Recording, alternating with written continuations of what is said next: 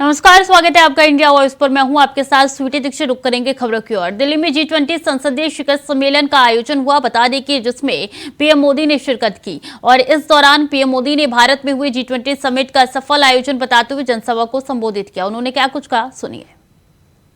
P20 summit उस भारत भूमि पर हो रही है जो मदर ऑफ डेमोक्रेसी है, जो दुनिया की सबसे बड़ी डेमोक्रेसी है।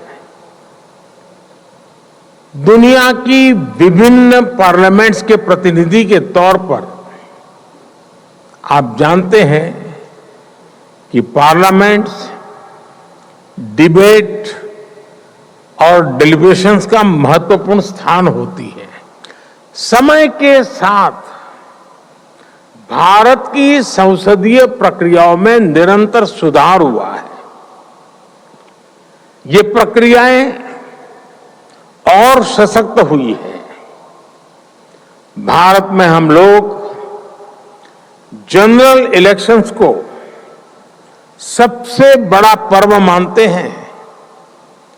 1947 में आजादी के मिलने के बाद से अभी तक भारत में 17 जनरल इलेक्शन और 300 से अधिक स्टेट असेंबलीज इलेक्शंस हो चुके हैं।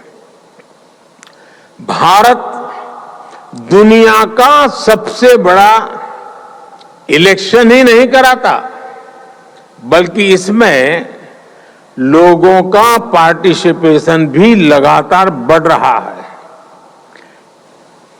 2019 के जनरल इलेक्शन में 600 से ज्यादा पॉलिटिकल पार्टी ने हिस्सा लिया था।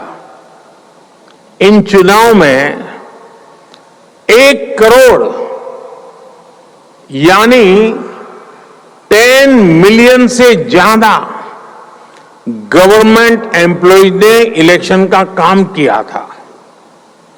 चुनाव के लिए देश में 1 मिलियन यानी 10 लाख से ज्यादा पोलिंग स्टेशन बनाए गए थे।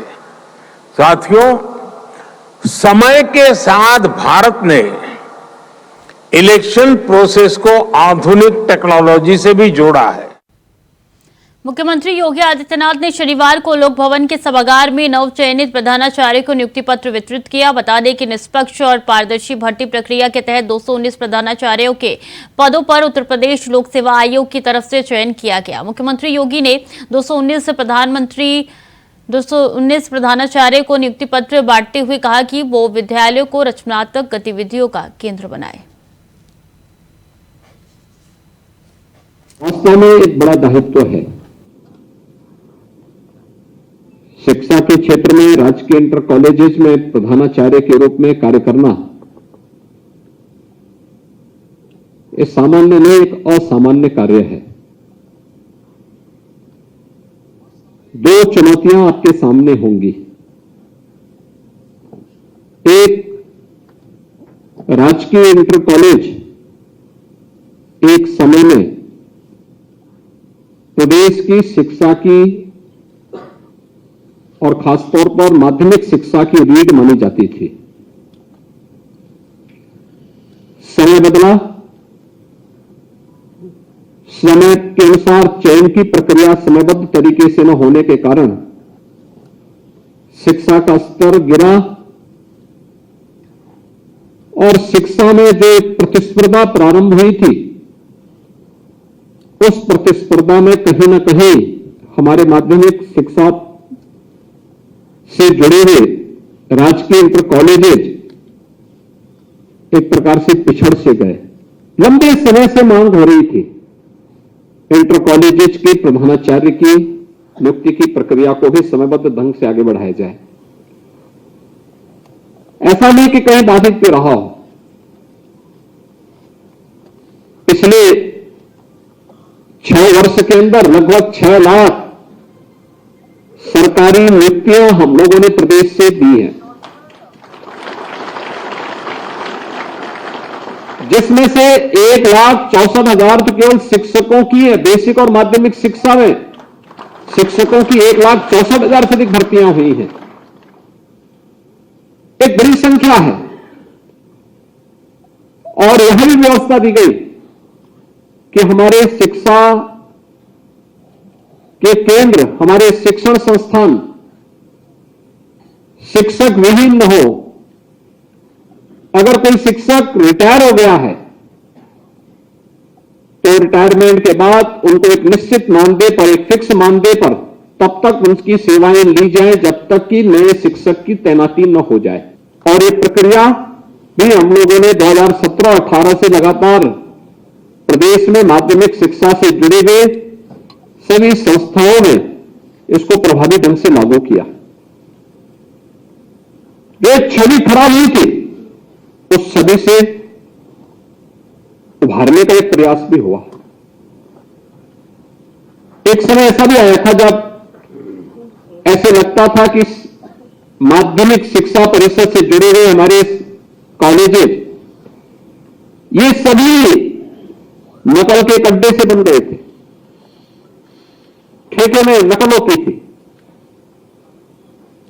बहुत सारे जनपद तो इसके बदनाम के केंद्र हो गए थे।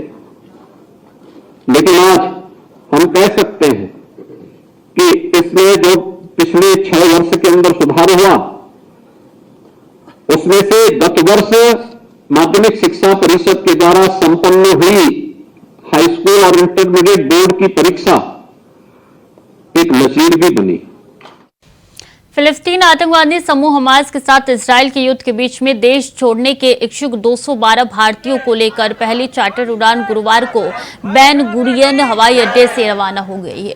यह फ्लाइट बुधवार सुबह दिल्ली के हवाई अड्डे पर लैंड की है। सूत्रों ने बताया कि भारतीय पहले पाव के आधार पर स्थानीय समय अनुसार रात 11:14 पर भारत के लिए रवाना हुए। जैसे ही इजराइल में वॉर शुरू हुआ उसके बाद तो फैमिली और फ्रेंड्स और हर जगह से काफ़ी कॉल्स और मैसेजेस आने लगे पूछने के लिए कि वहाँ स्थिति कैसी है। और सारे लोग घबरा चुके थे और सबका यही मानना था कि जितनी जल्दी हो सके वहाँ से निकाला जाए।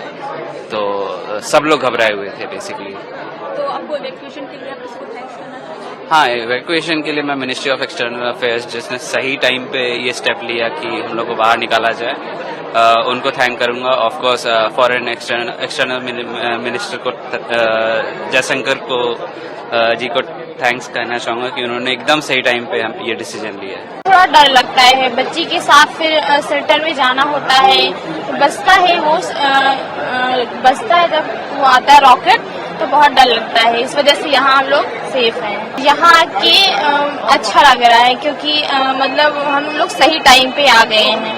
परिवार के लोगों से बातचीत हो रही है, वो क्या खुश है? हाँ जी, वो लोग से बात हो रही, वो लोग बहुत खुश है कि हम लोग सेफली पहुँच गए India.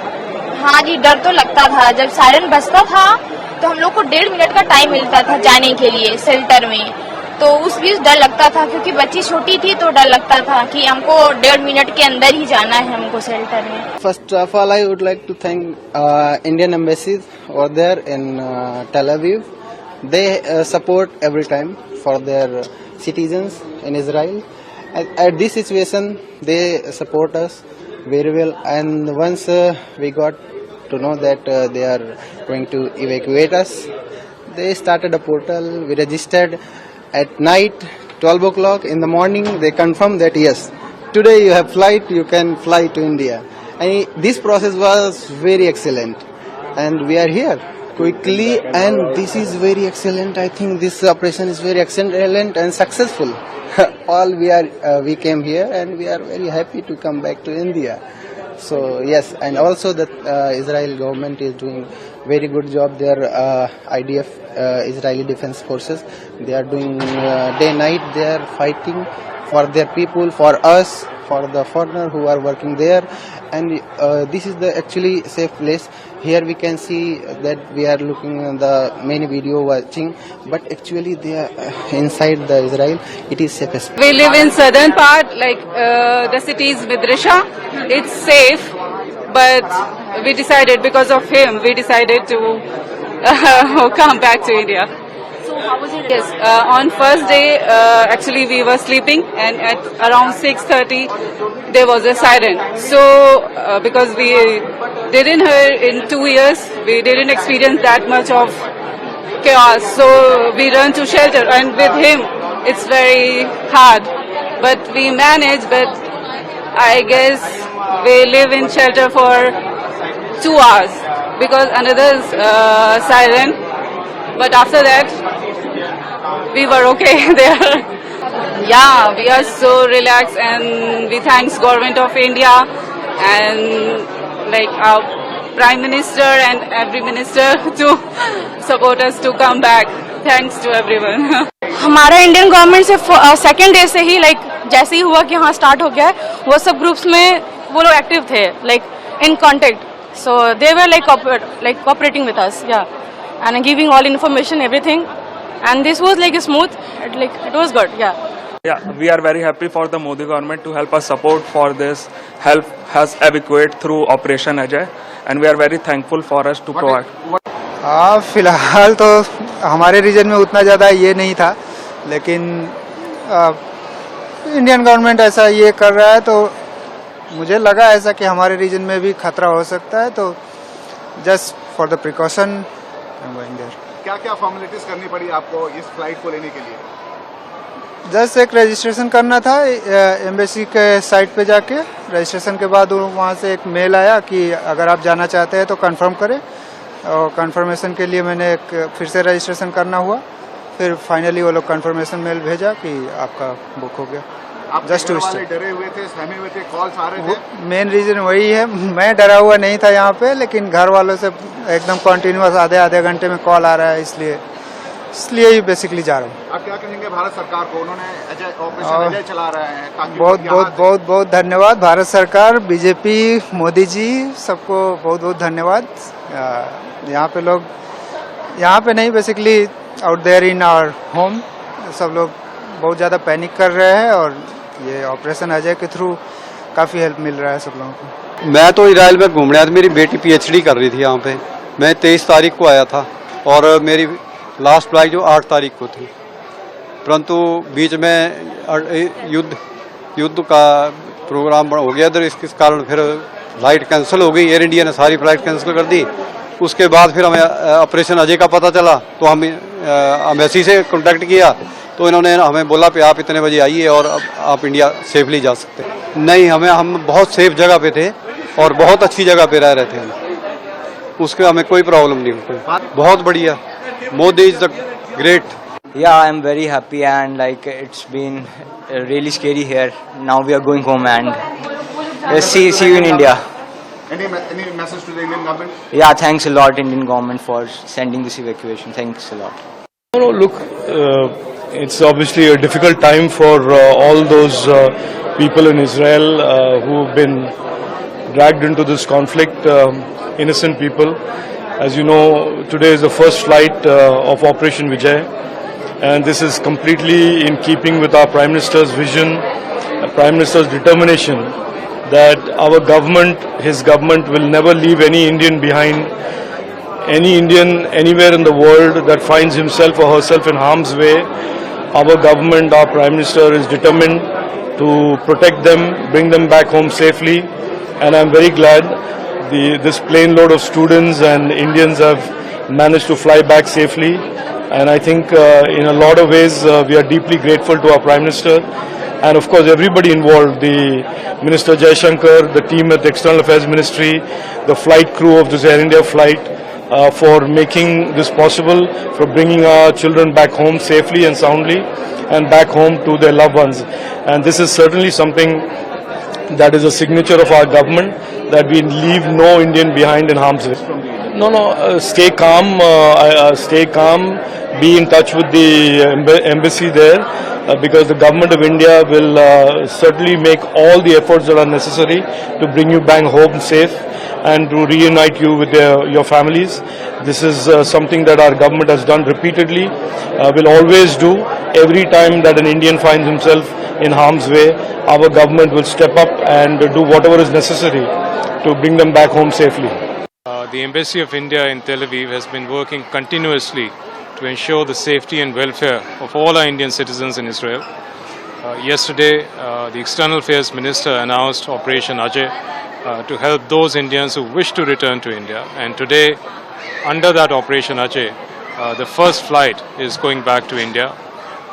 It's going to have almost 200 Indian citizens. These are students, caregivers, business professionals, and we are trying to ensure that we have similar flights in the coming days. We will have one flight tomorrow.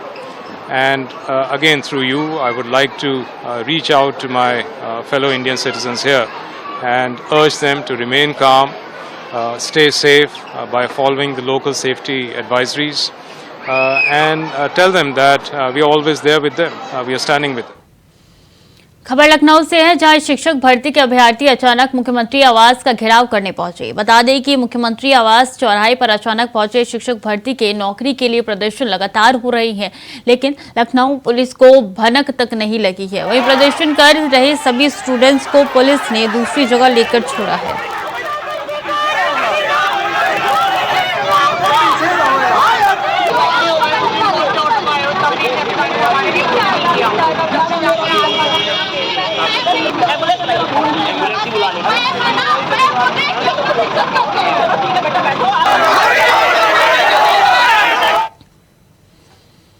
Pilibhit से छात्रों के दो गुटों के बीच में मारपीट का मामला सामने आया है, जिसका वीडियो सोशल मीडिया पे तेजी से वायरल हो रहा है। बता दें कि कॉलेज में हुई मामूली कहासुनी के चलते ये मारपीट हुई है। इस दौरान मामले की जानकारी मिलते ही मौके पर पहुंची पुलिस ने मामले की जांच शुरू कर दी है।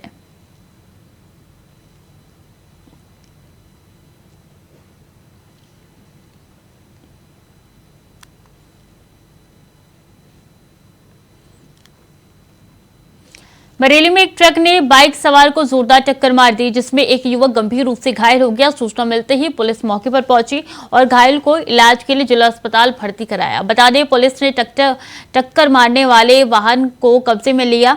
पूरा मामला फतेहगंज पश्चिमी थाना क्षेत्र के झुमका चौराहे का बताया जा रहा है।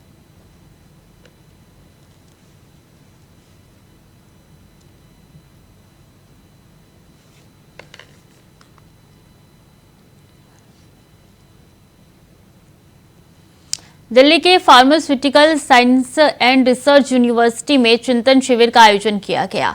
बता दें कि Delhi pharmaceutical science and research university सरकार की ओर से एनसीटी दिल्ली सरकार के तत्वाधान में वैज्ञानिक और औद्योगिक अनुसंधान विभाग द्वारा 13 अक्टूबर शुक्रवार को डीपीएसआरयू के नारायण सभागार में चिंतन शिविर कार्यक्रम का आयोजन किया गया।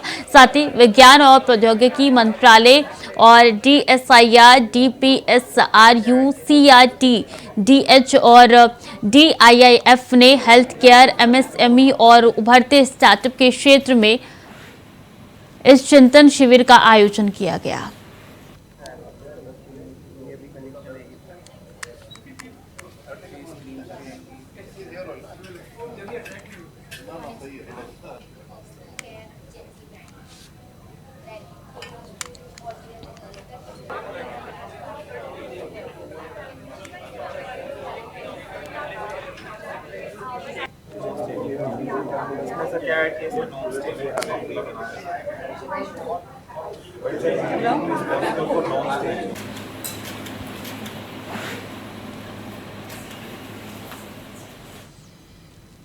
उत्तर प्रदेश में चुनावी जंग अब दिलचस्प हो चली है, जहां सपा सुप्रीमो अखिलेश यादव और डिप्टी सीएम ब्रजेश पाठक के बीच शुरू हुई जुबानी जंग ने अब पूरी तरीके से चुनावी रंग ले लिया है। बता दें कि यूपी के डिप्टी सीएम ब्रजेश पाठक ने सोशल मीडिया प्लेटफॉर्म पर अपना नाम सर्वेंट ब्रजेश पाठक लिख लिया है। दरअसल कल अखिलेश यादव ने पाठक को सर्वेंट डिप्टी सीएम कह दिया था। वहीं ब्रजेश पाठक का कहना है कि जनता का नौकर होना उनके लिए गर्व की बात है। समाजवादी पार्टी के मुखिया अखिलेश यादव जी का हृदय से आभार प्रकट करता हूं। उन्होंने मुझे सर्वेंट डिप्टी सीएम कहा है, ये सही है। मैं जनता के सेवक के रूप में, नौकर के रूप में प्रदेश की जनता के लिए काम करता हूं। जबकि अखिलेश यादव जी राजघराने से आते हैं, राजाओं की तरह व्यवहार करते हैं। उनके पिताजी प्रदेश के मुख्यमंत्री कई बार रहे हैं, वो स्वयं प्रदेश के मुख्यमंत्री रहे हैं। और मैं अखिलेश यादव जी को इस बात के लिए धन्यवाद अदा करता हूं, आभार प्रकट करता हूं कि उन्होंने मुझे सर्वेंट डिप्टी सीएम माना है। बहुत बहुत धन्यवाद।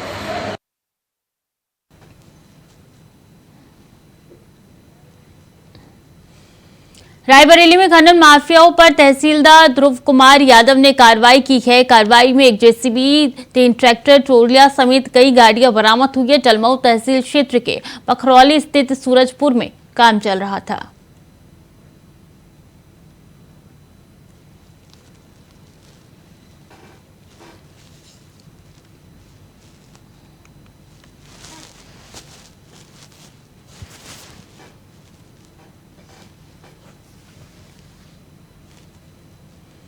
और आगामी लोकसभा चुनाव को लेकर भाजपा पूरी तरीके से मुस्तैद है और हर छोटी बड़ी संभावनाओं के प्रति पूरी तरीके से गंभीर नजर आ रही है। इसी क्रम में जनपद के लोहिया कला भवन में मछुआ समाज सम्मेलन का आयोजन किया गया, जिसमें पूर्व राज्यसभा सांसद और मछुआ प्रकोष्ठ के प्रदेश संयोजक जयप्रकाश निषाद मुख्य अतिथि के रूप में सम्मिलित करने के लिए आए। इस दौरान उन्होंने जनपद के विभिन्न क्षेत्रों से आए मछुआरे समाज के लोगों को संबोधित भी किया।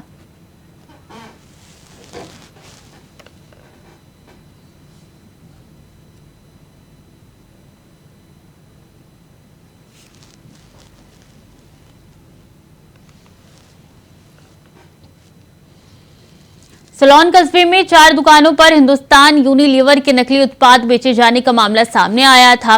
इस दौरान कंपनी की टीम ने पुलिस की मदद से लाखों रुपए का नकली माल बरामद किया है।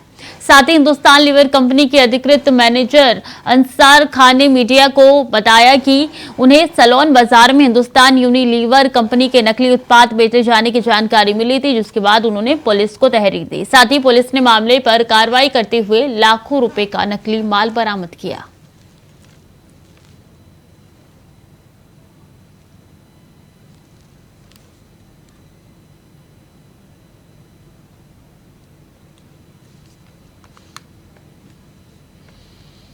अपराधियों को सजा दिलाने के लिए शुरू किया गया पुलिस का ऑपरेशन कन्वेंशन का कन्नौज में असर देखने को मिला है। बता दें कि कन्नौज में 3 माह में पुलिस 81 अपराधियों को सजा दिलवा चुकी है। इस दौरान एसपी अमित कुमार आनंद का कहना है कि ऑपरेशन कन्वेंशन के तहत लंबित प्रकरणों में मजबूत पैरवी कर लगातार अपराधियों को सजा दिलाई जा रही है।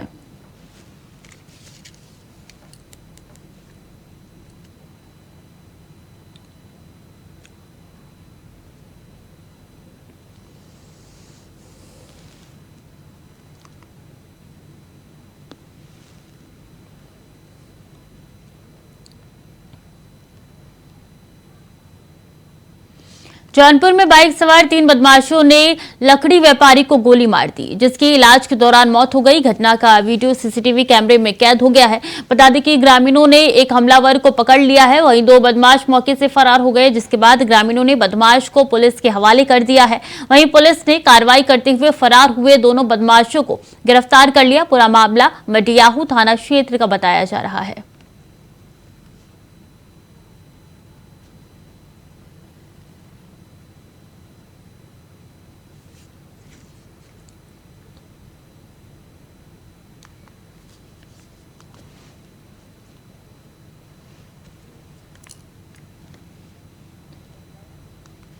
और छिंदवाड़ा के विजय स्तंभ के पास कपड़ा मार्केट में सुबह सुबह अज्ञात कारणों से भीषण आग लग गई। बता दें कि आग लगने से कई दुकानें जलकर खाक हो गई। तो वहीं मौके पर जागरूक लोगों ने दमकल विभाग को आग लगने की सूचना दी, जिसके बाद प्रशासनिक अमला और दमकल की गाड़ी मौके पर पहुंची और कड़ी मशक्कत के बाद आग पर काबू पाया। फिर भी 10 से 12 दुकानें जलकर खाक हो गई।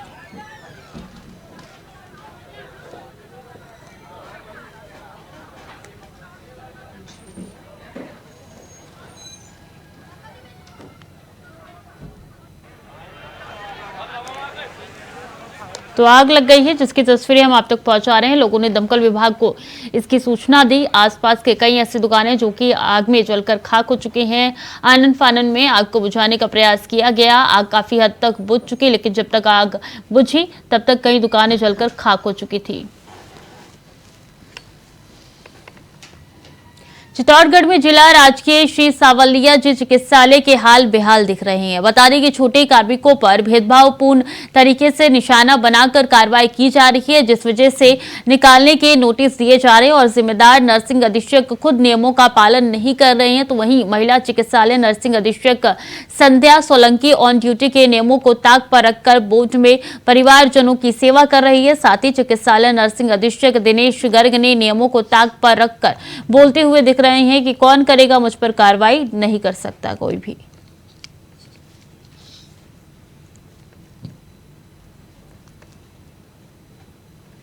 तो फिलहाल के लिए बुलेटिन में इतना ही। खबरें लगातार जारी है, देखते रहिए इंडिया वॉइस।